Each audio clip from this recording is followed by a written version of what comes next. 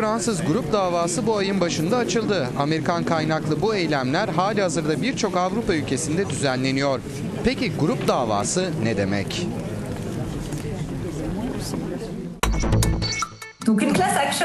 Grup davası birçok insanın bir araya gelerek dava açmasına olanak sağlayan bir mekanizma.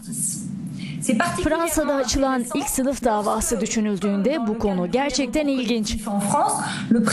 Davacılardan her birinin zararı aslında çok küçüktü. Bireysel zararları küçük olsa da toplam zararları milyonlarca euro olabilir.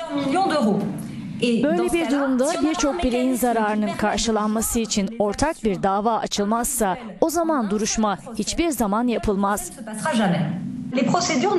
Bu konuda izlenen süreçler Avrupa'da ülkeden ülkeye farklılık gösteriyor. Burada iki temel fark var. Birincisi söz konusu sürecin kapsamı ile ilgili. Bazı ülkelerde bu süreç çok geniş kapsamlı ve diğer ülkelerde de çok dar olabilir. Örneğin Almanya'da azınlık hissedarlarının iddiaları ile ilgili bir grup davasının belirli bir süreci vardır. Yani bu davada çevre kirliliği gibi bir konuyla ilgili bir iddia öne süremezsiniz.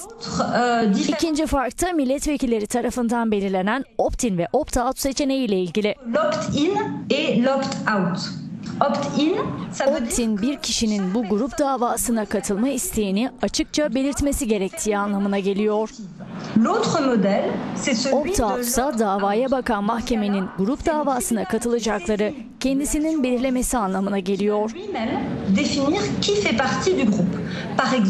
Örneğin yasayı ihlal etmekle suçlanan bir telefon şirketiyle ilgili davada mahkeme bu şirketin tüm müşterilerinin otomatik olarak davacı grubun bir parçası olduğunu söylüyor. Bu süreçlerin tam anlamıyla etkili olabilmesi için birçok şeyin yapılması gerekiyor. Mesela Avrupalı milletvekilleri sınır ötesi davaları çözmek için bir yol bulmalı.